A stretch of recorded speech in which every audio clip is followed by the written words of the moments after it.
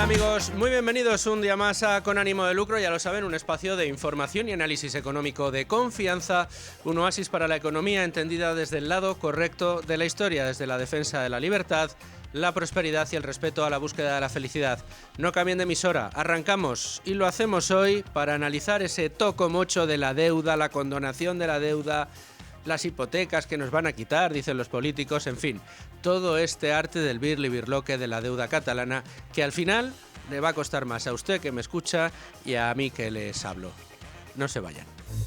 Una de las cosas que más llama la atención de este gobierno de Sánchez y Sumar es su capacidad, esa capacidad enorme que ha demostrado para decir una cosa y la contraria, y que esto no les reste apoyos, al menos no les reste apoyos de los más cafeteros entre sus votantes o de los socios de investidura que están siempre dispuestos a negociarle alguna cesión más para mantenerle en el poder. Por supuesto, Pedro Sánchez está más que dispuesto a ceder lo que sea necesario para continuar en el poder. ¿Que se lleva por delante la sostenibilidad de las cuentas públicas? Da igual. ¿Que se lleva por delante el ordenamiento jurídico? Tampoco pasa nada. ¿Que en todo este intento de mantenerse en el poder, pues de repente empieza a tomar posiciones dentro de las empresas del IBEX 35? Bueno, pues pelillos a la mar. Tampoco es un problema. Bueno, pequeño problema que, como lo recordábamos el otro día, resulta que es la primera vez en la historia de la democracia que los movimientos en cuanto a las empresas se producen de entrada del gobierno en las empresas privadas y no de salida del gobierno de las empresas privadas, o directamente no la privatización de empresas públicas. Desde que tenemos democracia, incluso antes, ya al final del franquismo empezamos a ver los movimientos de salida, entendiendo que era necesario que existiera un mercado libre para generar prosperidad, oportunidades y dinamismo económico en España. Bueno, pues ahora han entendido lo contrario. Después de tanto tiempo estamos volviendo a ver cómo el gobierno entra en empresas privadas, y eso ya les digo a todos ustedes que no es buena señal. ¿Qué es lo que está notando el gobierno? Bueno, pues que aprietan los separatistas catalanes. Decía el prófugo Puigdemont cuando negociaba con el gobierno la amnistía que haría literalmente mear sangre al señor Sánchez para lograr su apoyo para el resto de investidura, pero no da la sensación de que ninguna de las encrucijadas en la que los separatistas está queriendo poner al gobierno vaya a suponer para este ningún problema. ¿Que se hartaron de repetir que no habría amnistía porque era inconstitucional desde el gobierno? Hemos oído a Pedro Sánchez, a la señora Montero, que decir que eso era inconstitucional. Bueno, pues al final dijeron que sí a la amnistía. Ahí está Junqueras fuera de la cárcel, aunque todavía Puigdemont no pueda pisar el suelo español. ¿O sí? Cuando le dejan, como sucedió cuando dio aquel mitin en el centro de Barcelona. No solo eso, sino que intentó convencer de que se trataba de una herramienta fundamental, la amnistía, para vertebrar España. ¿Que al gobierno se le llena la boca de prometer que no subiría los impuestos a las clases medias y bajas? Bueno, pues ahí tienen a María Jesús Montero obligando a hacer la declaración del IRPF a los que cobran el salario mínimo interprofesional. Ahora la nueva viene a cuenta de la condonación de la deuda a los separatistas catalanes. Previa a la reunión de Zapatero y Santos Cerdán con Puigdemont en Suiza, el señor Junqueras de ERC anunció que había logrado que el gobierno se comprometiera a condonar nada menos que hasta un 22% de la deuda a Cataluña, algo que hace solo unos años, en 2023, era impensable por parte del gobierno, y quien lo insinuaba lo que insinuaba era que alguien se lo estaba inventando. Vamos a escuchar cómo lo decía María Jesús Montero. Sabe que el presidente de la Xunta, Alfonso Rueda, lleva varias semanas, alertando de que no tolerará una condonación de deuda a Cataluña. ¿Esto está sobre la mesa en la negociación? No, es que se lo inventan. Es que lo curioso es que las comunidades del Partido Popular se inventan las cuestiones. En este caso ha sido el señor Rueda, daría igual que fuera el señor Moreno Bonilla, y de pronto empiezan a especular y dicen, no vamos a tolerar. Oiga, es que eso no ha ocurrido, y como eso no ha ocurrido, no se puede hablar de tolerar. Bueno, ya han visto, cuando les decían, no, oiga, usted que ha pactado la condonación de la deuda, es que se lo están inventando, Bueno, pues ¿qué decía antes de ayer la señora Montero? Esta medida saben que tiene su origen en el pacto de investidura que se firmó con Esquerra Republicana de Cataluña, en donde se hizo constar que la metodología aplicada a esta comunidad se haría extrapolable al resto de comunidades autónomas. Vamos, que sí que lo pactaron. que en 2023 se lo inventaba la gente, pero que en realidad en 2023 ya lo habían firmado para mantener al señor Sánchez en el poder. Ahora lo materializan. Y para que no se note tanto, lo que dicen es que hay que condonarle la deuda a otras comunidades autónomas también, evidentemente no toda, pero sí una parte, hasta sumar 83.000 millones de euros. Que no es que se vayan a dejar de pagar esos 83.000 millones de euros. ¿Se imaginan ustedes el escándalo que supondría que el Estado español reconociera públicamente, anunciando además a bombo y platillo y con aplausos incluidos, que el gobierno decidía no pagar 83.000 millones de euros de deuda? ¿Se imaginan qué pasaría automáticamente en los mercados? ¿Se imaginan qué pasaría con Standard & Poor's? ¿Se imagina qué pasarían con Morgan Stanley, con Fitch? ¿Qué sería lo que harían en el minuto siguiente? Hundirnos la calificación crediticia, disparar el diferencial con el bono alemán y automáticamente endeudarnos a los españoles nos saldría infinitamente más caro, por no decir prácticamente imposible. No se van a impagar esos 83.000 millones. ¿Qué se va a hacer? Mutualizarlo. ¿Qué significa este esnobismo de mutualizar la deuda? Pues mira, como si cogen la deuda de todo lo que quieren condonar, lo juntamos en una caja y lo repartimos a escote entre españoles. Sí, señor. Entre aquellos españoles cuyas comunidades autónomas debían menos y por lo tanto cobraban menos impuestos porque no tenían que pagar tantos intereses de deuda, como para aquellas comunidades que sí que debían un montón y cobraban muchísimos impuestos a sus ciudadanos para poder pagar esas deudas extraordinariamente gravosas que habían adquirido gracias a su irresponsabilidad política. Básicamente lo que pasa es, imagínense una comunidad de propietarios en las que llega de repente un administrador y le dice: usted, el del primero, ¿cuánto debe de hipoteca? 100.000 euros. Pues le voy a quitar 50.000. ¿Está contento? Sí, muy bien. Bueno, pues lo vamos a pagar entre todos. ¡Ay, qué bien, qué fantástico! Pero es que el del tercero debe 2 millones y el del cuarto debe 1,5 millones. Y vamos a condonarles 1 millón a cada uno. Con lo cual, sus 50.000 euros entra en juego con todo lo demás. Y como vamos a repartirlo entre todos, usted, en lugar de deber menos, en realidad lo que está diciendo es deber mucho más. Así funciona, como les acabo de explicar.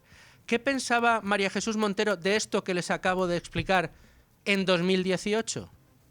El señor Montoro no puede pretender que vía reestructuración de deuda o condonación se pueda sustituir el debate. Lo decimos otra vez para que quede constancia, porque no vamos a compartir, por mucho que se beneficiara o no Andalucía de una propuesta que se hiciera. El debate es insustituible porque estamos hablando de los próximos 10 años en materia de financiación. Que entonces no se podía hacer estas cosas. Esto de mutualizar no se podía hacer, de condonar no se podía hacer, porque iba a condicionar la política de los próximos 10 años. Bueno, ¿qué decía ayer, después del Consejo de Política Fiscal y Financiera, la señora María Jesús Montero? Hemos celebrado un Consejo de Política Fiscal y Financiera histórico, y decía, y quiero remarcar esta palabra de histórico, porque nunca antes se había votado ni se había debatido una propuesta tan trascendente, generosa, valiente. Trascendente, generosa, valiente. Pero resulta que no se podía hacer estas cosas hace unos años, pero ahora sí. ¿Por qué?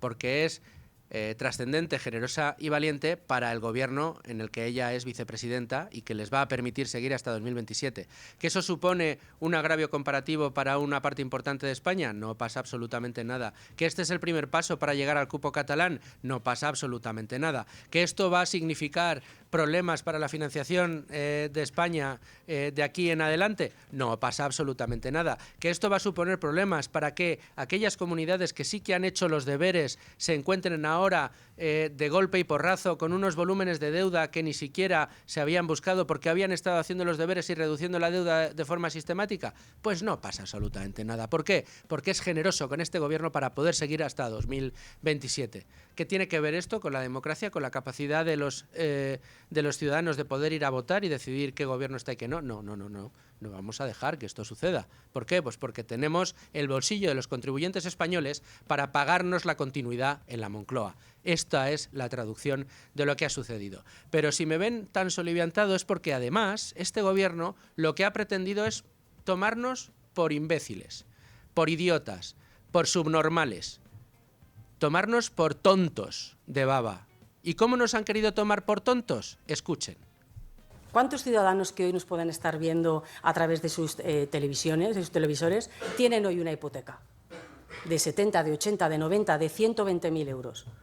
Pues imagínese que a cualquiera de esos ciudadanos se le dice: el Gobierno va a asumir una parte de esa deuda, donde tenías 80, te vamos a dejar 60 y, por supuesto, la casa sigue siendo tuya. ¿Están con condonar la deuda o están con condenar a los ciudadanos? A mí me encantaría que me perjudicaran quitándome la hipoteca. Si perjudicar a Madrid es condonarle 8.644 millones de euros y, por lo tanto, el ahorro en pago de intereses que conlleva, por favor, que me perjudiquen todos los días. Lo digo por esa campaña de victimismo absurdo y eterno de la presidenta de la Comunidad de Madrid. ¿Usted de verdad ha pensado lo de la condonación de la deuda? ¿Lo ha pensado en serio, señoría? Lo digo porque son 83.000 millones de euros que van a dejar de pagar las comunidades autónomas. Piénseselo mejor, señoría, piénseselo mejor. 83.000 millones de euros que van a dejar de pagar las comunidades autónomas o que van a tener que pagar a escote los ciudadanos de esas comunidades, señor Sánchez. ¿O está diciendo usted abiertamente, en público, que el gobierno español va a impagar 83.000 millones? Usted dirá. Si es lo segundo, no quiero ni imaginarme lo que va a decir mañana Fitch Rating. No quiero ni imaginarme cuánto nos va a costar financiarnos al Estado español en los próximos años. No quiero ni imaginarme qué va a pasar con la prima de riesgo. ¿Se acuerda usted, señor Sánchez, de qué pasó con la prima de riesgo cuando se disparó en su día? Que estuvimos a punto de quebrar, que estuvimos a punto de tener que recibir, y cada día pienso que hubiera sido lo mejor, la visita de los hombres de negro. Bueno, pues no. De esta manera se han querido reír de nosotros, diciéndonos lo que no es, jugando al arte del birli-birloque de decirnos que es lo que no es. No, señores, no se trata de que nos perdonen la hipoteca, en absoluto. Ni se le parece. Significa que aquellos que han gastado de más, malgastado, haciendo lo que no deberían hacer, no mejorando los servicios públicos de sus ciudadanos, y que han acumulado una deuda terrible, se la van a perdonar buena parte de esa deuda para que la paguemos los demás. Y aquellos que han hecho sus deberes y que no han acumulado más deuda, sino que la han reducido y que gracias a eso gozan de unos impuestos menos gravosos, esos van a tener que pagar ahora vía impuestos los desmanes de los primeros. Eso es lo que significa, señor Sánchez. Eso es lo que significa, señor Óscar López. ¿Que a usted le quieren perjudicar, quiere que le perjudiquen todos los días con esto? Bueno, pues váyase a un país bananero. Aunque claro, ya me va a decir usted que cada día España se parece más a esos países bananeros. Nos vamos a ir ya al tema del día, pero antes, como siempre, repaso a la portada Libre Mercado. Precisamente de esto que les hablaba, tenemos ahora mismo en Libre Mercado el titular: saltan las alarmas en Standard & Poor's por la quita de deuda de Sánchez y el gobierno pide tranquilidad. Estamos viendo cómo esta semana frenética entre el gobierno y las autonomías del PP culminaba ayer miércoles en ese Consejo de Política Fiscal y Financiera, en uno de los más convulsos desde que Pedro Sánchez llegó a la Moncloa, y cómo esos anuncios de rebaja de financiación, perdón, de rebaja de deuda, de quita de deuda, está haciendo que lleguen en este caso las críticas de Standard & Poor's. Es el caso de la valoración que hizo ayer precisamente esta casa, SIP, que avisó de que el plan del gobierno sin una reforma solo mejoraría temporalmente la situación de algunas regiones, pero no evitaría nuevos déficits.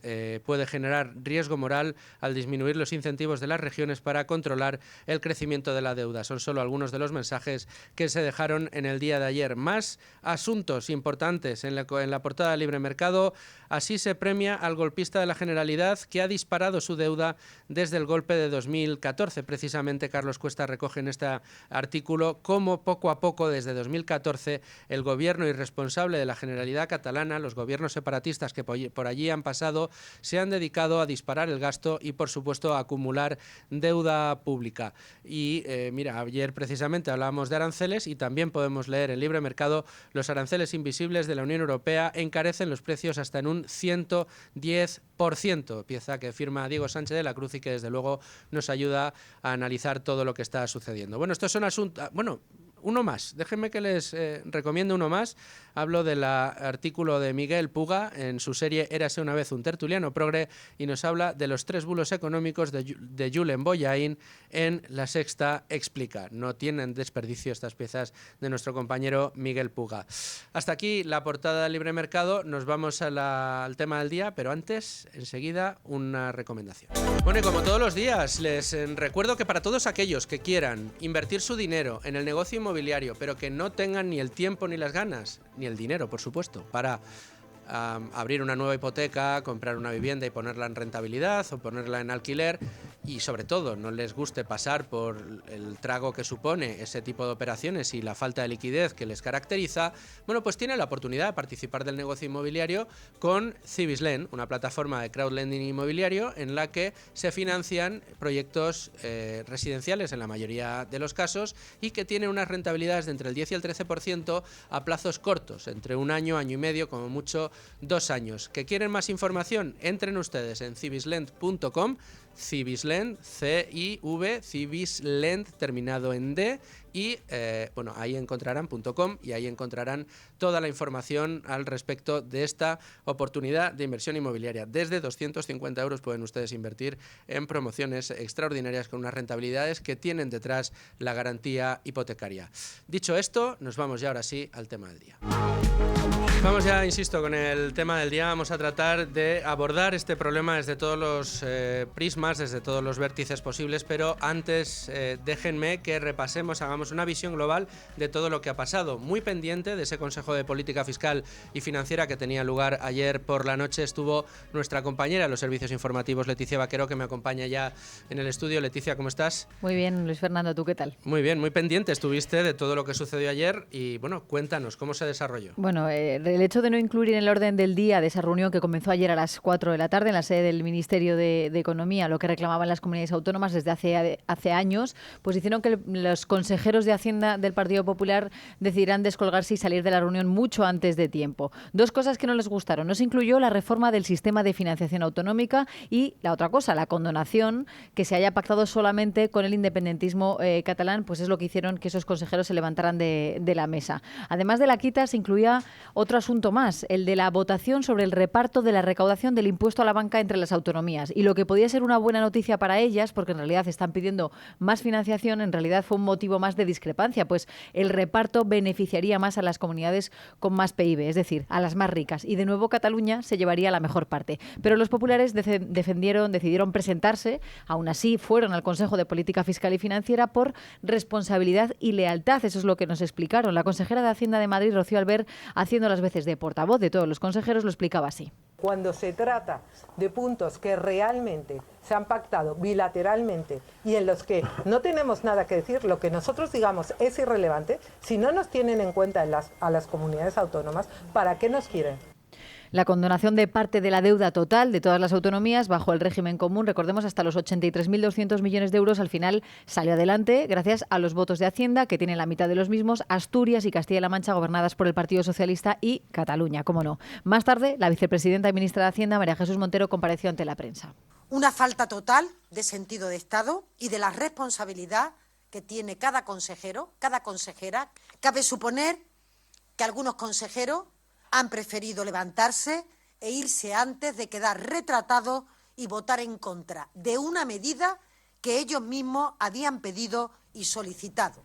Claro, Montero da por hecho que muchas comunidades del Partido Popular acabarán aceptando la quita, a pesar del no impuesto desde Génova 13. Pero fíjate que todas al unísono insistían en el mismo mensaje, en defender que lo que hay que hacer es reformar el sistema de financiación caducado desde hace 12 años. Montero llegó incluso a decir esto de podríamos apostar lo que ustedes quisieran a que las comunidades del PP van a suscribirse al convenio. Pero hoy los consejeros no nos dan pistas de lo que finalmente vayan a hacer o no. La andaluza Carolina España ha reprochado esta mañana en 2 entrevistas que Cataluña sí que vaya a tener una financiación singular, gestionando el 100% de los impuestos, y que el resto de los españoles vamos a tener que pagarles a los catalanes sus pensiones, pero ahora además también sus deudas. Pero sobre si se van a reunir con Hacienda en las próximas reuniones con las autonomías, no ha querido decir nada. Balones fuera también sobre la votación que habrá en el Congreso, y no solo de España, sino también del consejero gallego Miguel Goros. Claro, la pregunta es ¿qué va a pasar en la tramitación parlamentaria cuando se tenga que aprobar esta ley orgánica? Nosotros vamos a seguir reclamando la reforma del sistema de financiación. Primero reforma del sistema, después fondo transitorio, y la quita debe ser algo complementario. ¿Se acogerán a la quita de la deuda parcial de Galicia? Yo lo decidiré a la vista del texto correspondiente y de lo que implica. Ahora no lo puedo decidir. Bueno, de momento las comunidades autónomas que han sido más claras, independientemente del no del día de ayer, han sido Madrid y Baleares, que han dicho que ellos van a renunciar a la condonación. Desde luego que sí.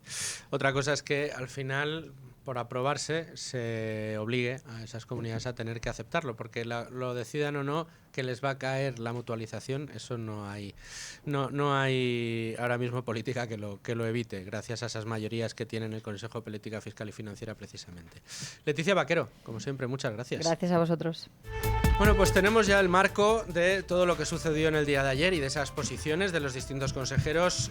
Hoy, si nada lo remedia, tendremos la suerte de poder hablar con la consejera de Economía de la Comunidad de Madrid, con la señora Albert. Será unos minutos más adelante, pero antes, como siempre, con mi compañero Rubén Folguera, vamos a analizar un poco la letra pequeña. Vamos a explicar exactamente en qué va a consistir esta propuesta de condonar la deuda a los catalanes, mutualizarla con condonaciones en el resto y repartirlas entre todos los demás y explicarnos, por ejemplo, traducido en coste contante y sonante en euros en el bolsillo de los distintos ciudadanos de las distintas comunidades autónomas, ¿cómo va a resultar esto, Rubén?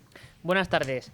Pues sí, ayer publicaba una nota de prensa el Gobierno de España en la que ya informaba de que se había aprobado esta supuesta condonación o quita de deuda de las comunidades autónomas y en la que de todos modos se admitía en un párrafo un poco más abajo del titular, ¿no?, que al final es lo que llama más la atención, que el Gobierno pues había aprobado la asunción por parte del Estado de estos más de 83.000 millones de euros de deuda de las comunidades autónomas. Y por tanto, esto de algún modo refuerza lo que venimos diciendo, y es que el Gobierno no está aprobando una condonación realmente, sino una mutualización de esta deuda que asume el Estado y redistribuye su coste entre los ciudadanos españoles. Por tanto, estos, digamos, que tanto dicen que se alegrarían de que el Gobierno les quitase la hipoteca o pagase parte de esa deuda hipotecaria, lo que están ocultando es que lo que vamos a tener que hacer los españoles es, en lugar de pagarlo en tanto que ciudadanos madrileños, andaluces o de donde fuera, como españoles, al fin y al cabo. Claro, aquí la cuestión es que este reparto no va a ser igual entre comunidades. Los separatistas catalanes en esto son muy curiosos, ¿no? Sí. Ellos no quieren ser solidarios con el resto de España, consideran que todo lo que ellos recaudan en Cataluña tiene que ser para ellos, pero efectivamente cuando tienen deudas esto es mejor que se socialice con el resto, que me lo paguen los demás. Efectivamente. Porque, sí. Mira, yo hay una reflexión, y yo creo que esto podríamos tener debate con mucha gente.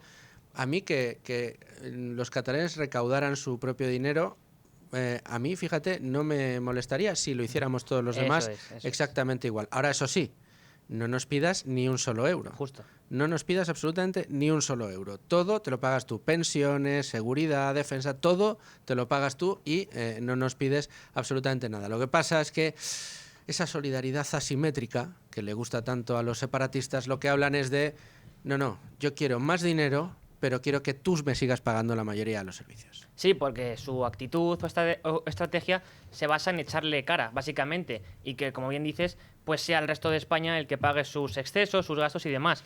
Y si nos vamos a la metodología, ¿no?, que ha, digamos, pues desarrollado el Gobierno para esta condonación, ya digo, entre comillas, que es más bien mutualización de deuda, pues vemos que al fin y al cabo lo que se ha hecho es de algún modo pues hacer una metodología a la medida de Cataluña para que le salga bien a esta comunidad, porque se plantea en 3 fases que bueno, vamos a profundizar brevemente, en las cuales se plantea pues una financiación, o mejor dicho, una condonación mínima de alrededor del 19%, ¿no?, por cada región, es lo que se debe de conseguir. Y entonces, en la primera fase se compara el crecimiento de la deuda autonómica durante la crisis financiera y la crisis derivada de la pandemia y luego el impacto también de la guerra de Ucrania, ¿no?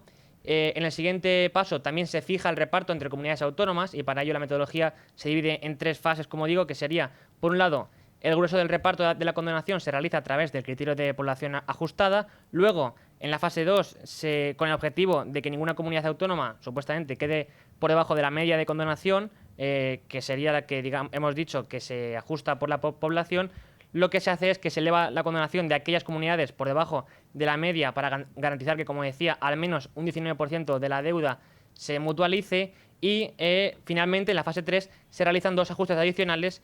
Por un lado, se identifica a la comunidad autónoma que con la metodología seguida hasta el momento pues presenta una mayor condonación por habitante ajustado, que en este caso es la Comunidad Valenciana, y luego, en segundo lugar, se fija también una compensación adicional para aquellas regiones que hayan ejercido al alza sus competencias normativas en el IRPF. Esto es lo que destaca el Gobierno. Lo que tenemos, al fin y al cabo, si hacemos los cálculos, es que pues el saldo neto a pagar entre la deuda, digamos, condonada y la nueva deuda que se vuelve a redistribuir es que Madrid tiene que pagar alrededor de 600 euros de endeudamiento neto per cápita, seguida de Cantabria, que se acerca a los 500 en este nuevo saldo, y sin embargo, en el caso de Cataluña, que es la segunda comunidad más beneficiada por detrás de Andalucía, este saldo neto sale positivo, porque resulta, ¿no?, que el endeudamiento neto per cápita se reduce en 306 euros y en el caso andaluz en 350.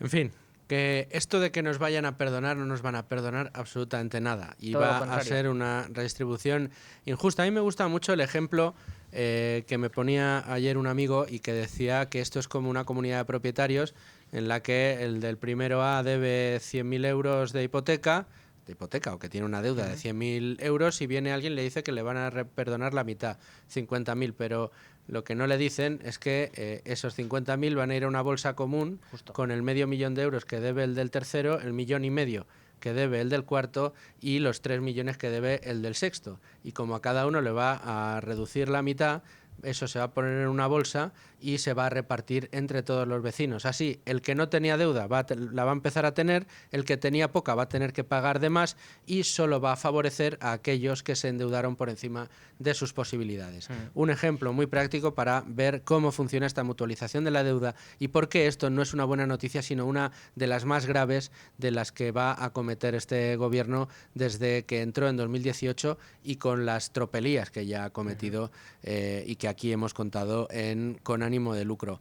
¿Tenemos alguna reflexión más, Rubén? Sí, al fin y al cabo, como decíamos, la quita de deuda o supuesta quita será especialmente perjudicial para la Comunidad de Madrid, que, pues, según publicaba El Economista, tendrá que pagar, digamos, un 67% más que Cataluña. Y la propia Comunidad de Madrid, pues, publicaba que, según los cálculos, cada madrileño pagará alrededor de 500 euros extra, mientras que los catalanes se ahorrarán 410 debido a esta mutualización de la deuda. En definitiva, Rubén, bueno, un auténtico despropósito que efectivamente, yendo a la letra pequeña, lo que va a suponer es más carga tributaria, en este caso para madrileños, sobre todo leoneses, y menos para los catalanes. Es decir, para que los catalanes puedan pagar menos, nosotros tendremos que pagar más. Rubén, muchísimas gracias por estos datos. Nos vamos ya a hablar con el analista del día. Y tengo la suerte de que me acompañe hoy, esta vez por teléfono en el estudio, mi compañero y amigo Domingo Soriano. ¿Qué tal, Domingo? ¿Cómo estás? Hola, Luis Fernando, ¿qué tal? Muchas gracias por atender la llamada de Con Ánimo de Lucro con un tema importante, yo creo que de los más importantes desde el punto de vista económico que ha traído este gobierno desde que accedió al poder en 2018 y mira que ha cometido tropelías, pero este nuevo invento, decía yo en el editorial al principio del programa, Domingo, que no sé qué sería peor, si que fuera cierto eso de lo que presumió entre risotadas chulescas el señor Sánchez ayer en el Congreso, preguntándole al PP si lo que se estaba poniendo era que se perdonase, se condonasen 83.000 millones de euros de deuda, ergo que no se vayan a pagar 83.000 millones de euros de deuda, con el mensaje que esto supondría para, no sé, las agencias de calificación de crédito o para los acreedores internacionales, saber que en España, porque el gobierno así lo decide para contentar a una comunidad autónoma o a unos socios de investidura, se decide dejar de pagar nada más y nada menos la friolera de 83.000 millones de euros o lo que significa y entraña en realidad, que es que se vaya a mutualizar y se vaya a diluir, repartir entre los contribuyentes de todas las comunidades autónomas. Sí, a mí, más que la medida en sí, que bueno, yo ya la tenía asumida que iba a ocurrir, y me escandaliza, pero casi me sorprende más de esta semana la comunicación del gobierno. Porque este gobierno que tiene una relación complicada con la verdad, con la realidad. Qué políticamente correcto eres, Domingo. Esto de relación complicada me ha gustado. En este caso sí, pero es que en este caso es tan obvio que lo que están haciendo desde el lunes es mentir de forma evidente. Es tan obvio que es una manipulación, retorcer de manera tan descarada los hechos. Y es tan obvio la conclusión final, es que incluso a sus votantes, es decir, yo creo que no puede haber nadie que no esté absolutamente, no sé cómo decirlo, para no faltar el respeto a nadie, pero tienes que estar muy metido en el relato oficial para no ver que esto es un engaño absurdo. Digo el relato, ni siquiera la medida, por eso puedes decir, no, creemos que es lo que sea, que es importante o que es necesario que el Estado asuma esas deudas, creemos que el sistema de financiación ha sido un fracaso y por lo tanto vamos a pagar entre todos, sabemos que eso va a provocar que la deuda del Estado suba y por tanto pues los contribuyentes de las regiones con menos renta pues van a salir más perjudicados, pero creemos que esto es una política estatal y que, bueno, pues que hay momentos en los que el Estado tiene que tomar este tipo de medidas. Bueno, pues dices esto, lo discutiremos, yo diré, oye, pues no me parece justo, esto es premiar a los que lo han hecho mal, pero no niegas lo obvio. Pero esto de llevar 3 días diciendo a la gente, te vas a ahorrar dinero, ¿cómo puede ser que los madrileños estén en contra cuando lo que estamos haciendo es perdonarles una deuda, cuando es tan manifiestamente falso? Es tan absurdo, oiga, que esa deuda no desaparece, como tú dices. Si nos llegáramos a creer la retórica del gobierno, entonces estarían temblando los bonistas del Reino de España. Dirían, oiga, ¿cómo que va a usted dejar de pagar 85.000 millones de euros? No. Esa deuda existe. Lo que se va a hacer es un reparto diferente entre los mismos contribuyentes respecto a cómo lo van a pagar. Pues antes el reparto era cada uno en función de cada comunidad autónoma y ahora va a ser un reparto unificado y cada contribuyente va a pagar lo mismo, por así decirlo, paga como español en vez de pagar como madrileño, catalán o valenciano. Y entonces algunos contribuyentes esa cuenta les sale a ganar, los que vivan en comunidades más endeudadas, y a otros contribuyentes les sale a perder.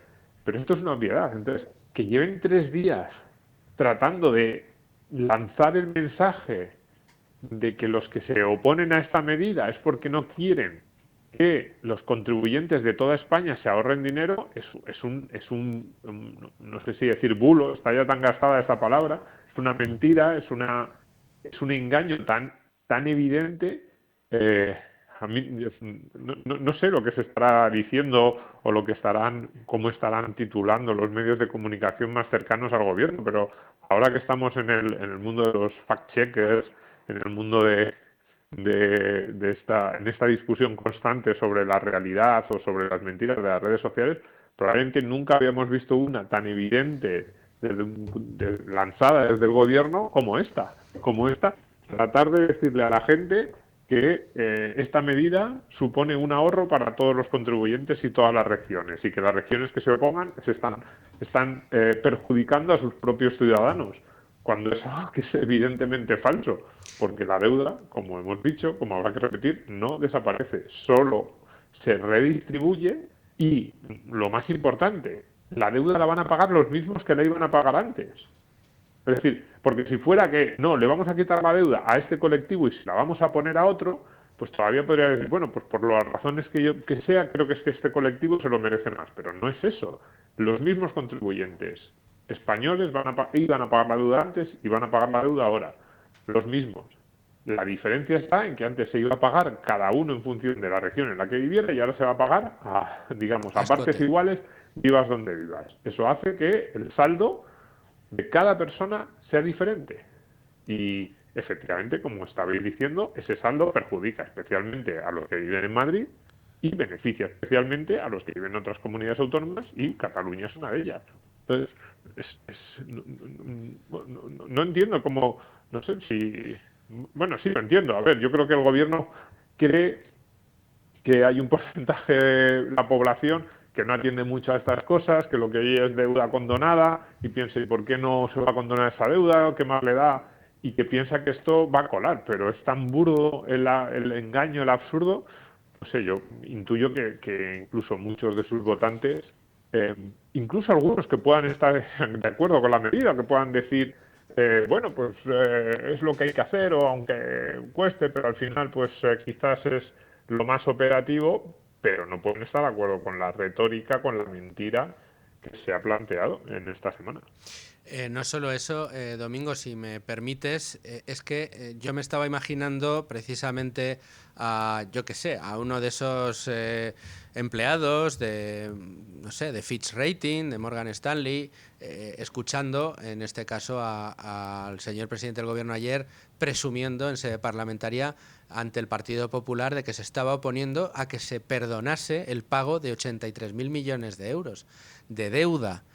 Claro, es que está mintiendo, pero es que gracias a Dios que está mintiendo, porque si fuera cierto, en realidad se encenderían todas las alarmas internacionales de que España, y así estarían abriendo hoy los periódicos en Reino Unido, en Estados Unidos, en Europa, en Francia, en Italia, España decide impagar más de un 12% de su Producto Interior Bruto. Sí, efectivamente, si estuviera diciendo la verdad, estaríamos en Venezuela o en la Argentina de Pre-Milei. ¿Perdona? Perdón. Entonces, sí, perdón, no, que decía que estaríamos en otro escenario. Estaríamos en un escenario... Ahí, cuidado, pero desde el punto de vista de la, ¿cómo decir?, de esa valoración o de la imagen de España en el extranjero, esto es muy peligroso, porque es verdad que no se va a impagar la deuda, la va a pagar el Estado, pero claro, desde el punto de vista de un inversor extranjero, o sea, la imagen que le queda es: España es un país en el que este tipo de retórica tiene llegada, tiene una buena prensa desde el punto de vista político, en el que la idea de que es bueno premiar a aquellas unidades administrativas más derrochadoras o que peor lo hacen, pues consigue una mayoría parlamentaria.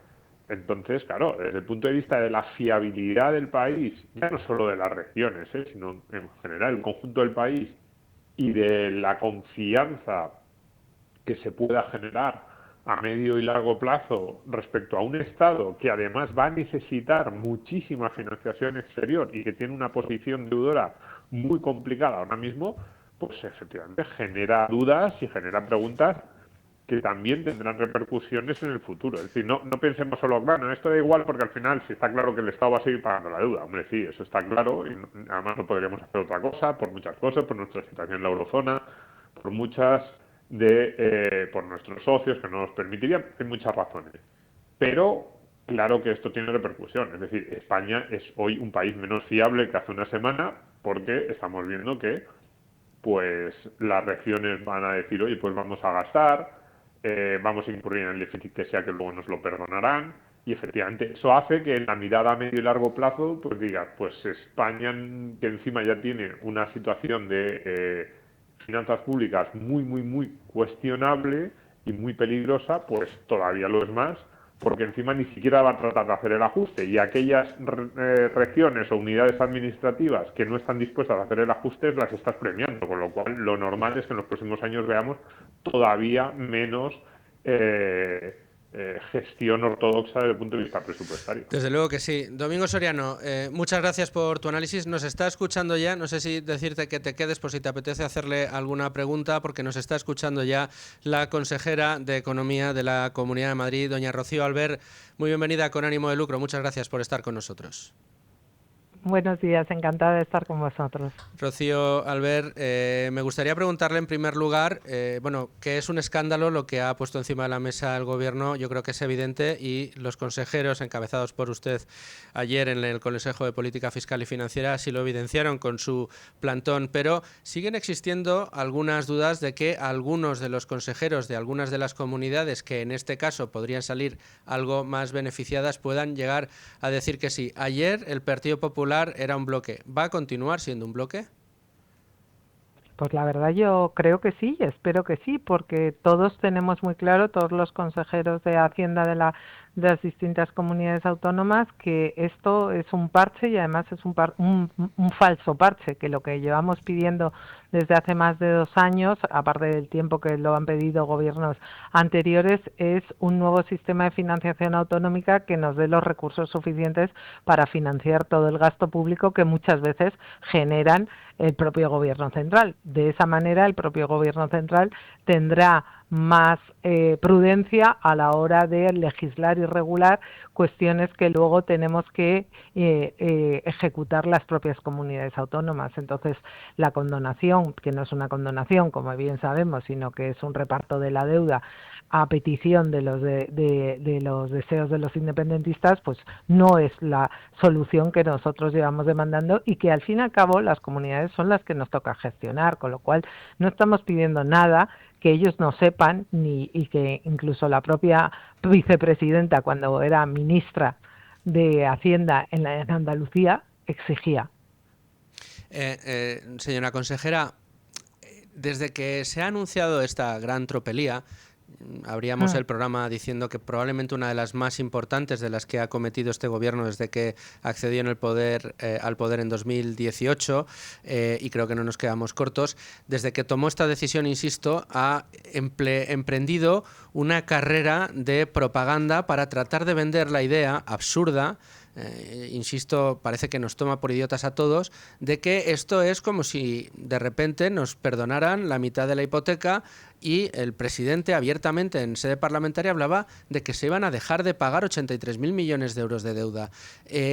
¿Hacia dónde cree que se dirige esta carrera de propaganda con una mentira mastodóntica? Y ustedes desde el Partido Popular, ¿cómo la están contrarrestando? Bueno, yo creo que como siempre son los genios del relato, pues han utilizado una metáfora, como es lo de la hipoteca, porque de primera, si a uno le dicen, oye, que ¿cómo no vas a querer que te perdonen la mitad de la hipoteca? Pues todo el mundo dice, estos están locos, ¿cómo no lo van a querer aceptar? Pero la metáfora no termina ahí. Lo que no te están diciendo es que te perdonan una hipoteca, a lo mejor de 100 euros que te queda al mes durante 5 años, pero te están imponiendo una de 500 porque te están repartiendo la deuda de todos los que han malgastado durante 25. Entonces, cuando tú cuentas toda la historia, y ayer lo hacíamos gráficamente con un ejemplo, o sea, tú eres el del segundo, que has estado toda la vida conteniéndote, que no has hecho las reformas que te apetecía, que no te has ido de vacaciones porque tenías que pagar la hipoteca religiosamente todos los meses y si no, no te daba. Y luego están los del quinto que han puesto de todo tipo de lujos, han hecho la mega reforma, han salido todas las noches y encima se han ido de vacaciones y se han gastado lo que no tenían y ahora no tienen que pagar la hipoteca y quieren que los del quinto, que a ti te perdonan los 100, muy bien, pero de paso te llevas toda la hipoteca de los del quinto. Y dices, pues menudo negocio hecho, casi virgencita que me quede como estoy y que yo siga pagando religiosamente lo que me ha obligado, que es esa estabilidad presupuestaria que además me ha permitido tener una deuda que es la más baja de todas las regiones de régimen común, en el caso de la Comunidad de Madrid, y no tener que asumir ni imponer a las generaciones venideras una deuda que ya de por sí es billonaria la del Estado y que la quieren hacer crecer a límites insospechados. Entonces yo creo que hasta la metáfora que esta vez han utilizado está mal construida. Consejera, Sara, para terminar, ¿qué alternativas le queda a la oposición encabezada por ustedes en Madrid? En este caso, ¿qué alternativas quedan para tratar de frenar que esto finalmente se lleve a efecto? Pues primero que intentar explicar a la opinión pública, y que la opinión pública muchas veces se creen que el oyente y el ciudadano es un estúpido y que le va a comprar toda la mercancía que ellos les venden. Esto es simplemente para seguir los acuerdos que tenían con el independentismo catalán para que seguir Sánchez en la Moncloa y el presidente Illa de presidente de Cataluña. Y lo segundo es explicar algo tan sencillo como que ya nos gustaría que las deudas desaparezcan, pero que eso no existió en la historia y que todavía no se ha inventado el mecanismo, que las deudas no desaparecen y por tanto que esa deuda ingente que ha producido Cataluña por una mala gestión, lo único que van a hacerlo es traspasar al resto de las regiones en forma de deuda del Estado que vamos a soportar todos los españoles y que al final eso, ¿cómo se paga la deuda? Pues subiendo los impuestos, aumentando las cotizaciones sociales y al final el individuo de a pie es el que va a pagar la fiesta independentista. Desde luego que sí. Consejera, muchísimas gracias por hacer un hueco en su agenda para atender la llamada de Con Ánimo de Lucro. Un fuerte abrazo. Yo siempre encantada. Un abrazo, muchas Un gracias. abrazo.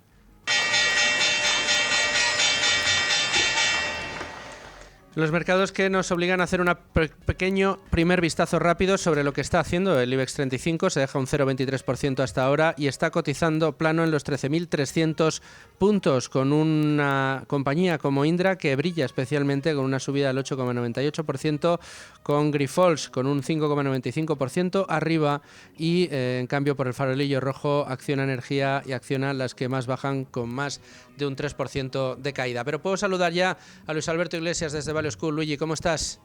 ¿Qué tal, Luis Fer? Muy bien. Nuestro analista de mercados del día de hoy. Te debo pedir disculpas porque hoy vamos un poquito más largos de lo habitual y tenemos menos tiempo de lo habitual, así que, si te parece, rápidamente comentemos esta carta de Buffett diciendo que no está encontrando oportunidades en el mercado, que está todo muy caro.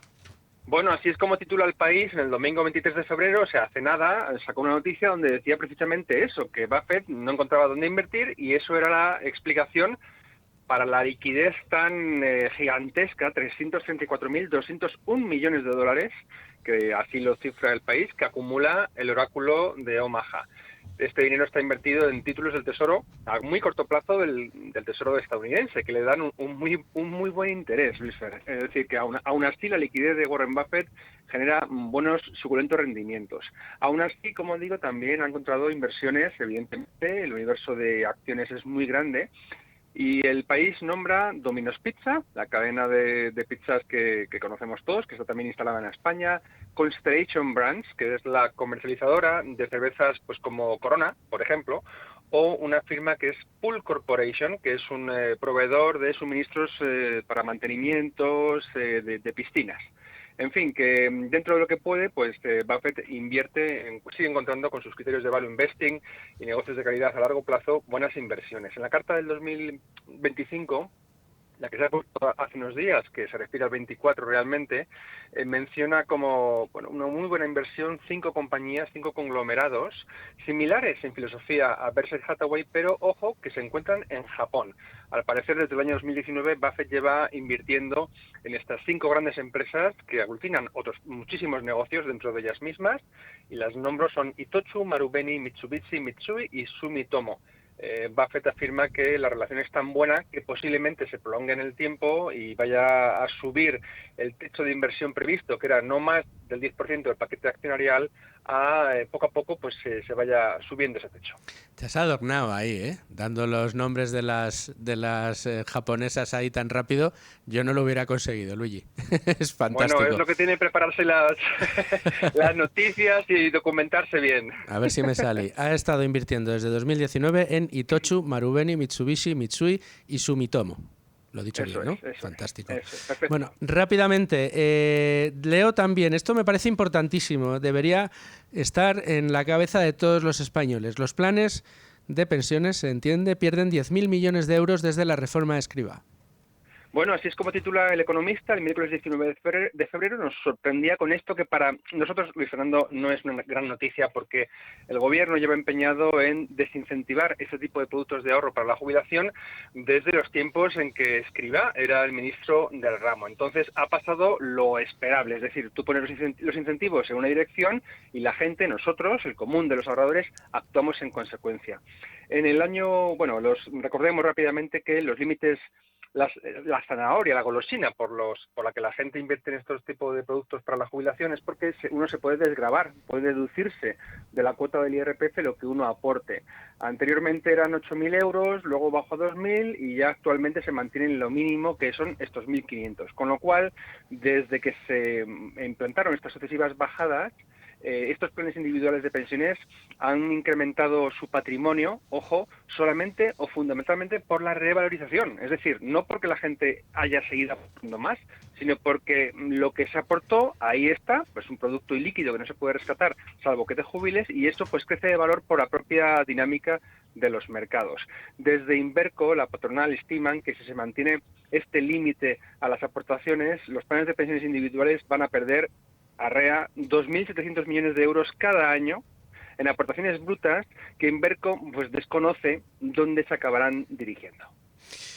Y un tema que a ti y a mí nos gusta, al menos nos genera mucha curiosidad, Bitcoin. Por debajo Bitcoin, de los 90 sí. y hoy he estado mirando por debajo de los... Bueno, está en el entorno de los 82.000. Sí, a ver, también Bitcoin corrige, es decir, aquí parece que solamente las acciones y la renta variable corrigen a la baja, las subidas meteóricas. Bitcoin también es un activo que está sometido a los vaivenes de los mercados, pues sí, lo vimos en 100.000, impulsado por la llegada de Trump a la Casa Blanca por segunda vez. Llegó a los 90 en la bajada y ahora ya ha rebasado, pues eso, está en 80 y tantas mil, ¿no? Es decir, es una pasada, es un activo que se ha revalorizado tremendamente, pero sí, ha alcanzado su nivel más bajo desde mediados de noviembre y, bueno, después de este rally que sobrevino, ¿no?, a la elección de Trump en la Casa Blanca. Pierde gas, no se sabe muy bien por qué, quizá dicen algunos que por los aranceles, la guerra comercial que está entablando Donald Trump con otro tipo de potencias económicas en el mundo. Esto, para los analistas que saben que Bitcoin tiene bastante de activo procíclico, es decir, que le favorece que la economía vaya bien, pues cualquier tipo de amenaza de que eso se va a frenar va a afectar, como parece, a su cotización. Y eso explica en parte lo que estamos viendo. Pues estaremos muy pendientes de lo que pasa también con el Bitcoin y aquí lo contaremos. Luigi, muchas gracias por tu precisión y concreción en el día de hoy, que además tenías algo menos de tiempo de lo normal. Muchísimas gracias, amigo. señor. Un abrazo. Abrazo, adiós. Y nosotros nos vamos ya a los servicios informativos de radio, escuchamos el boletín de la 1 y volvemos. Hoy hablamos con Carmen Tomás y con Manuel Llamas de Economía para Todos y de Tu Dinero Nunca Duerme. Seguimos Con Ánimo de Lucro y lo hacemos a esta hora para cebar, como nos gusta decir a nosotros en la radio, pero no es otra cosa que avanzar un poco los contenidos de uno de los programas favoritos para nuestra audiencia sobre economía, que es el que capitanea Carmen Tomás los sábados de 2 a 3 de la tarde en la sintonía de Radio Economía para Todos. Carmen Tomás, ¿cómo estás? Muy buenas, ¿qué tal? Buenas tardes. Todos. Y no he dicho ninguna mentira, ¿eh? No, y clarinete. Hombre, es que además es uno de los programas más exitosos, yo lo tengo que decir así, porque da mucho gusto, Carmen, allá donde vas, oye, te escucho con Carmen, oye, dale un abrazo, qué bien, me encanta, no me lo pierdo, así que... Son ya muchos años, así que pues es una satisfacción, la verdad, sí. Bueno, y además esta semana no te quejarás porque tenemos contenidos que además hay que explicar clarito. Ya que hay algunos políticos que no son capaces de explicarlo, hay que explicarlo clarito.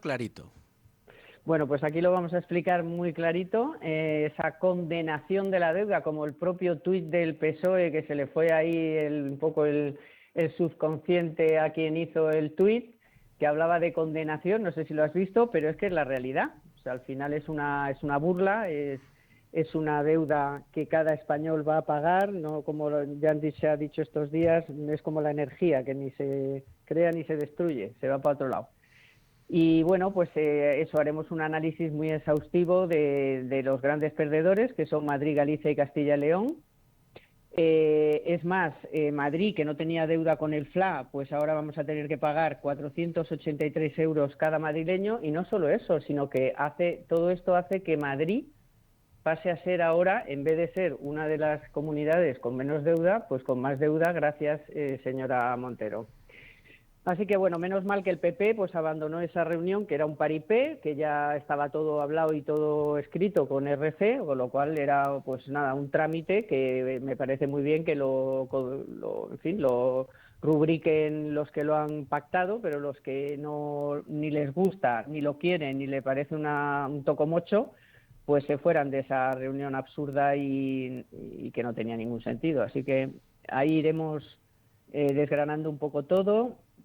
¿De qué se trata? Que al final, mira, yo creo que al final se trata del avance de lo que va a venir luego, que va a ser el cupo directamente ya, el cupo catalán, y ese sí que, bueno, pues veremos a ver cómo deja las cuentas no solo de cada comunidad autónoma, sino del Estado en general, que ya la deuda ha aumentado 1.177 millones cada día con Sánchez, pues no sé hasta dónde puede llegar y por qué le deja la Unión Europea, y la IDF está ahí diciéndole que esto no puede ser, pero creo que no le hace mucho caso. En fin. Es tremendo. Además es que fíjate si llevamos contando escándalos, Carmen, desde que este gobierno llegó a la Moncloa, escándalos desde el punto de vista político, penal, de corrupción, escándalos parlamentarios, escándalos legislativos con leyes como la del solo sí es sí, que está haciendo que tantos violadores salgan a la calle, escándalos de todos los colores, pero este escándalo, el escándalo de la mutualización de la deuda entre todas las comunidades autónomas para hacerle el favor a los catalanes con el único objetivo de mantenerse en la Moncloa unos años más, unos meses más, es quizá uno de los peores, porque las consecuencias van mucho más allá de esos 483 euros más por madrileño, sino que Madrid, por poner el ejemplo más palmario, ¿no?, que es la de que mejor desempeño fiscal ha tenido durante los últimos años, que ha mantenido, ha atado en corto el gasto, que ha hecho sus deberes y que ha conseguido la credibilidad de los mercados con unos ratios de deuda que le han permitido seguir financiándose en los mercados a precios asequibles, a precios razonables. Ahora el gobierno dice que lo has hecho muy bien, bueno, pues ahora te voy a cargar con más deuda para que a ver si eres capaz de mantener esa foto tan bonita que tienes de cara a los inversores extranjeros. Eso solo en el caso de Madrid. En el caso del resto de regiones es extraordinario. Y luego con el argumento peregrino, no sé si estarás conmigo, esto es como si a ti te condonan la mitad de tu hipoteca. Sí, la ¿no? hipoteca, sí, la hipoteca del vecino, sí. Se han puesto muchos ejemplos estos días de gente muy ilustrada que lo deja muy claro, o sea, pero vamos a ver, esto es como si vamos tú y yo a comer, yo me pido una mariscada y tú una sopita y luego vamos a medias. Dices, bueno, no, vamos a pagar a medias. No, hombre, no, tú págate tu mariscada que yo me pago mi sopita, en fin. La verdad es que las hormigas pagando la fiesta de las cigarras, que es otra de las de los símiles pero Luis, que pero se han lo más utilizado. preocupante es que el siguiente paso, que es el cupo, o sea, que es que esto es un aperitivo de lo que nos va a venir después de esto, porque es evidente, o sea, es evidente que con 17.000 millones estos dan este primer pasito, pero quieren más y quieren el cupo, y el cupo pues ya es totalmente, desigualdad total entre los españoles, lo que nos cuesta que esté en la Moncloa, en fin, y todos las cosas que nos saltamos de orden en las cuentas, ¿para qué querían los presupuestos? Fíjate. Para nada, ¿qué más les da? Si es que le da igual no tener presupuestos, va soltando el dinero como si no hubiera un mañana, en fin. Es terrorífico, pero no solo de esto hemos vivido esta semana. No, bueno, hemos vivido de otra derrota, que esto empieza a ser ya un pitorreo en el Congreso, no le apoyan ni los suyos ya, o sea, pero es que ni dentro del gobierno ni sus socios, como es la ley del suelo, que solamente ya con ese tipo de derrota, de que en tu propio gobierno uno de los dos miembros del gobierno, o sea, o grupos del gobierno de coalición, te vote en contra, pues es como para ya disolver las Cortes, y en cualquier país sensato, se haría eso. Así que la ley del suelo no ha salido, estará muy contenta la señora Rodríguez, y los demás, pues nada, y el gobierno como si nada, o sea, ¿qué más les da? Es tremendo. Pero es tremendo. Bueno, y luego tenemos dos asuntos que a mí me interesan, bueno, uno sobre todo que me interesa muchísimo desde hace muchos tiempos ya, que es qué va a pasar con la energía nuclear en España. Esta semana más de 30 organismos y organizaciones profesionales, han firmado un manifiesto para que no se cierren las centrales. Hay datos sobre lo que podría ser para los hogares españoles este cierre de aumento de la factura de la luz, por supuesto de menor estabilidad en la red, en fin, que es un desastre absoluto. Solo en Madrid, fíjate, en Madrid el 23% de los hogares, ¿sí? Bueno, este es en general, cerrar las centrales, por supuesto, va a suponer un aumento del consumo de gas, así que los hogares pagarían un 23% más en la factura eléctrica y la industria un 35%. Aparte de que subirían, por supuesto, esas emisiones que tanto le preocupa. Pero esta semana tenemos otro aspecto, y es esa recomendación, por decirlo así, porque la UE obliga, recomienda, ya veremos si se convierte en una obligación, a los gobiernos a retirar de la factura eléctrica todo lo que no es el consumo del ciudadano, es decir, todos esos costes de que están ahí metidos. Si uno coge la factura, pues hay cosas que absolutamente desconoce, ¿no? Limpiar la factura para que al final, bueno, pues quede lo que es. ¿Y sabes cuánto supone? 14.000 millones, entre costes regulados, impuestos y demás. ¿Y qué ha hecho el gobierno de momento? Hacerse el longuis con el impuesto del 7%, que lo ha blindado a pesar de que tanto el PP como Junts como otros grupos estaban por la labor de que se retirara. Así que, ¿qué ha pasado? Pues que la inflación otra vez en el 3% en febrero por culpa de la electricidad. Y con precios que la gente dice, oye, que creo que tengo enganchado a mi casa a todo el barrio de Salamanca. Porque, vamos, Tengo a una no hay empresa quien- acerera enganchada a la luz de mi casa, sí. porque esto no hay quien lo pague. Y luego sí que me preocupan los aranceles de Trump. Vamos a ver cómo se acaban de cerrar la cosa, porque sí que quiere ponernos un arancel del 25%, y creo que creo no, y según se ha dicho desde allí, los automóviles están claramente en el punto de mira, así que ya era lo que le faltaba a nuestro sector de producción de automóviles. Desde luego. Es complicadísimo. En fin, Nosotros estas son las grandes... dedicamos... Bueno, te queda uno, ¿eh? Uno al menos.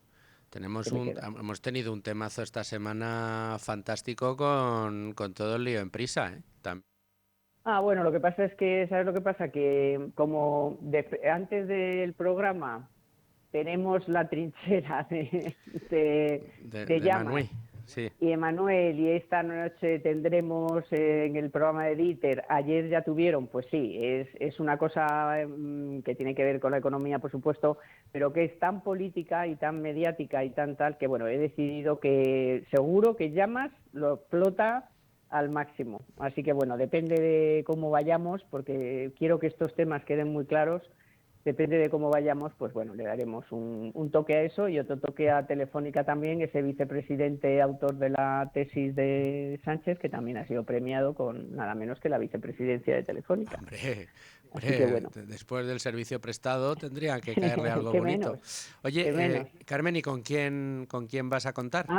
Pues esta semana tengo a Beatriz, nada menos, Beatriz García, nuestra compañera de Libertad Digital, Sí. queridísima, y a Israel García, pues. Bueno, además Bea estuvo de cuerpo presente en el Consejo de Política Fiscal y Financiera, te va a contar las cosas de primerísima mano, vamos. Sí, sobre todo esas lindezas, esas cosas tan bonitas que siempre dice y tan educadas que suelta Montoro, ¿no? Montero en las ruedas de prensa y en ese briefing que dio después, que era pues no, para insultar, como siempre. Ellos no insultan nunca, pero les no han saben llamado hacer de otra todo cosa. a los del PP por marcharse de una reunión que era un paripé, o sea que, en fin. Y Pues eso es lo que te recuérdanos, cuento, y- recuérdanos horas de emisión. Sí, en Es Radio el sábado a las 2 de la tarde, a las 3 de la tarde del sábado en Libertad Digital Televisión, y luego pues todas las reemisiones, por supuesto, en todas las plataformas, en Spotify y luego en X, que enseguida pues tuvo el podcast del programa para que todo el mundo lo pueda escuchar donde quiera y cuando quiera. Bueno, pues, Pues Carmen, nada, Luis, oye, muchas gracias. un menú muy variado, un menú desde luego para... Sobre todo que nos afecta mucho al bolsillo, y esto es lo que hay que dejarle a la gente clara, que todo lo que se está haciendo es para que vivamos peor, seamos más pobres, y mientras otros pues les dan dinero para hacer, que es dinero de los españoles para destruir España, lo cual es una cosa para estudiar. Desde luego, y la prosperidad y el futuro y las esperanzas. Al final ya cada día te ves más y más ahogado y menos alternativas. Carmen Tomás, muchísimas gracias, te escuchamos el Gracias sábado. gracias a vosotros. Chao. Y continuamos Con Ánimo de Lucro. Recuerden el 105.7 de su FM si nos escuchan desde Madrid, en el streaming de radio, en el directo de YouTube o en cualquier plataforma de podcast, o en YouTube en el canal de Es Radio. Nos pueden encontrar en directo o en diferido. Y ahora sí, puedo saludar ya a mi compañero Manuel Llamas. ¿Qué tal, Luis Fernando? ¿Cómo estás? Yo bien. Bueno, pero este ratito no es para hablar de política propiamente dicha, aunque Dinerito. siempre podemos hablar, sino de los dineros. ¿Qué pasa con la saca? ¿Qué pasa con el dinero? Y que de tu dinero nunca duerme. Que tenemos además un programa muy interesante, porque vamos a hacer dos cosas. Vamos a aprovechar para hablar de actualidad, de las cosas que están preocupando ahora mismo en los mercados, pero lo vamos a hacer con una especialista del sector, que nos va a explicar además cómo reaccionan los clientes de su gestora a este tipo de eventos, como las dudas que hay en torno al S&P 500, las dudas que hay en torno al comportamiento de la bolsa merced de esta guerra arancelaria que día sí día también ha anunciado Donald Trump, a los problemas geoestratégicos, y luego también vamos a preguntarle. Hablamos de la gestora Cobas Asset Management, hablamos de Rocío Recio, su miembro del equipo de relación con inversores, y vamos a preguntarle también por un fondo que generalmente yo diría que es uno de los grandes desconocidos dentro de la gestión independiente, que es el fondo de renta fija que tiene Cobas, que lo tiene. Sí, efectivamente, Cobas tiene varios fondos, la inmensa mayoría son fondos de renta variable, es una gestora especializada en gestión activa de renta variable. ¿Por qué? Porque la bolsa es la mejor inversión que existe y la más segura a largo plazo. Pero también es cierto, como nos va a explicar Rocío, que también tienen un fondo de renta fija precisamente para aquellos inversores que, por un lado, ante la incertidumbre o la volatilidad de los mercados, quieran dejar aparcado su dinero momentánea y coyunturalmente. Y luego para todos aquellos inversores que pretenden sacarle algo más de rentabilidad a su dinero que el que le ofrecen normalmente en las entidades financieras a través de depósitos. Es cierto que con el fin de los tipos de interés al 0%, que ya parece mentira, parece que ha pasado un siglo, pero fue antes de ayer cuando básicamente los bancos no ofrecían nada por los depósitos, incluso durante varios años hemos registrado tipos de interés negativos, pues lo cierto es que ahora algo dan, pero muy poquito. Estamos hablando de depósitos en bancos, del 1, 2%, 2 y pico, como mucho, en algunos casos, y sin embargo, a través de la renta fija se pueden obtener rentabilidades superiores. ¿Y qué es lo que diferencia el fondo de renta fija de Cobas de otro tipo de productos de renta fija? ¿O cuáles son sus ventajas con respecto a los depósitos? Pues de esto precisamente vamos a hablar con Rocío, pero voy a aportar simplemente un dato. Las rentabilidades que ha ofrecido el fondo de renta fija de Cobas en los últimos años, estamos hablando de rentabilidades de entre el 6 y el 10% anual. Es decir, estamos hablando de rentabilidades barbaridad para un fondo muy de renta altas. fija. ¿Por qué? Porque fundamentalmente una parte sustancial del fondo de renta fija de Cobas se centra en letras, es decir, deuda pública a muy corto plazo y además de emisores tremendamente solventes, es decir, muy sólidos, pero luego lo complementan con renta fija corporativa, es decir, con deuda de empresas que ofrecen una rentabilidad algo mayor. Y esto es lo que permite, que ofrezcan unas rentabilidades más altas que la media del mercado en este tipo de productos.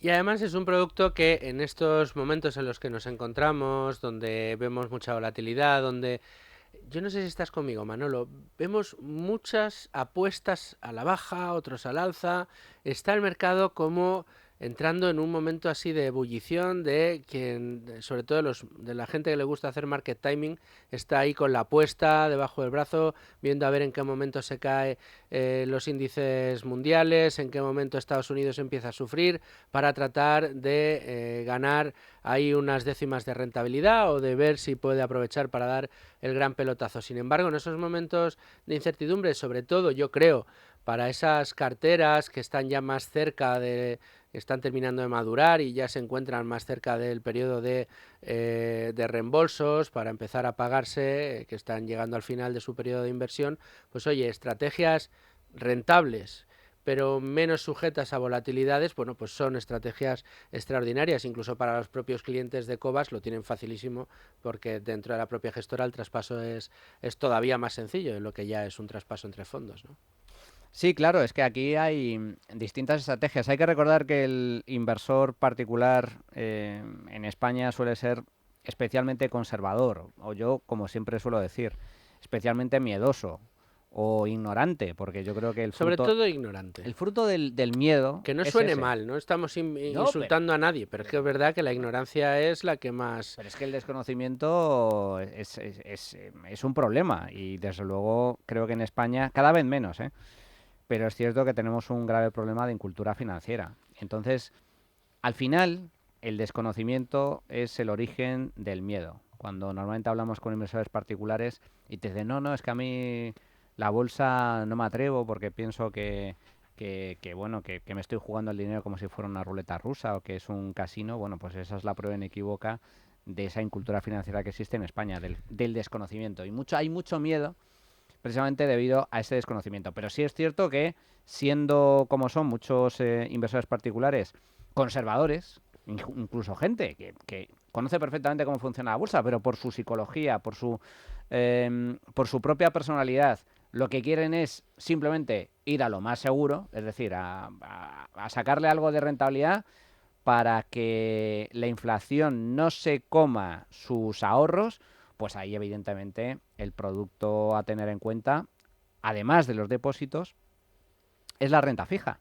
Y dentro de la renta fija no es lo mismo la renta fija pública, es decir, prestarle dinero a los estados, que la renta fija corporativa, prestarle dinero a compañías. Y dentro de la renta fija no es dentro de la renta fija pública no es lo mismo letras a corto plazo que bonos a largo plazo.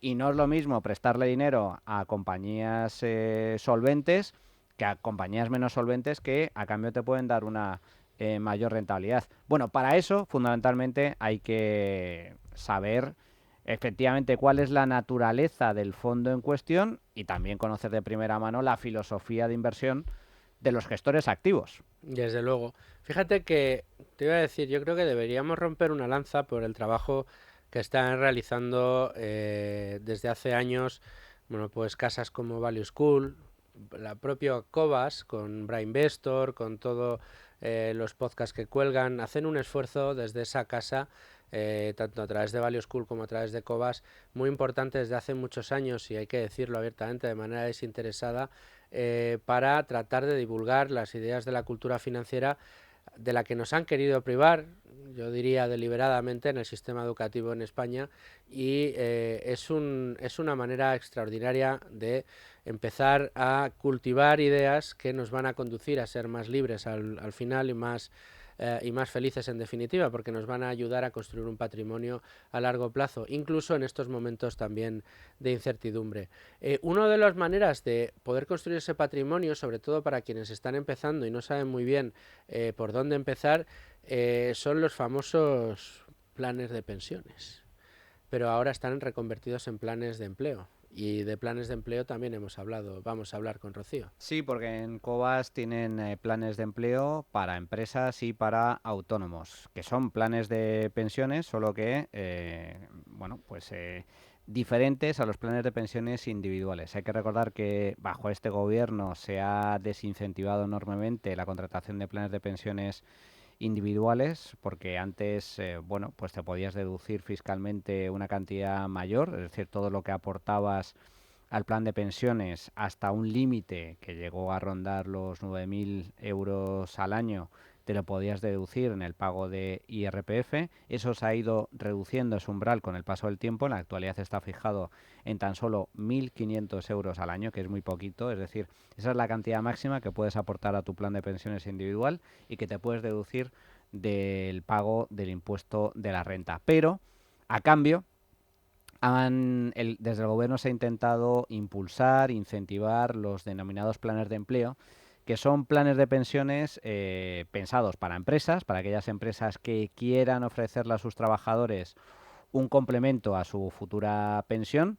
con una serie de ventajas interesantes desde el punto de vista fiscal, en impuestos de sociedades, en el pago de cotizaciones sociales, y también ventajas para el trabajador. Y luego también muy interesante, y mucha gente lo desconoce, pero creo que es un producto a destacar, que son los planes de empleo para autónomos. Para todos aquellos que sean autónomos y quieran complementar su futura pensión, tienen este tipo de planes de empleo. Y en el caso de Cobas, sus planes de empleo, tanto de empresa como de autónomos, tienen la ventaja de que las carteras que los componen son idénticos a las de sus fondos de inversión, especialmente su fondo estrella, que es el Fondo Selección, en donde se combina alguna de las mejores ideas de su fondo internacional y también parte de su fondo de cartera ibérica.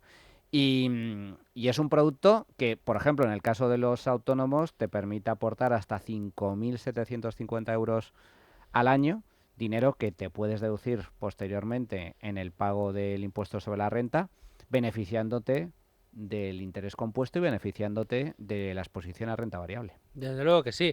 Bueno, pues te veo, si te parece, el domingo de 2 a 3 de la tarde en la sintonía de radio en Tu Dinero Nunca Duerme, luego posteriormente en todas las plataformas de podcast y por supuesto también en YouTube. Bueno, Manuel Llamas, muchas gracias. Hasta luego. Y a todos ustedes, señores oyentes, muchas gracias como siempre por estar ahí un día más Con Ánimo de Lucro, dejándonos su confianza. Intentamos responder a ella lo mejor que podemos, con los mejores invitados, con el mejor análisis y los mejores contenidos. Aquí les espero. Sean muy felices, amigos.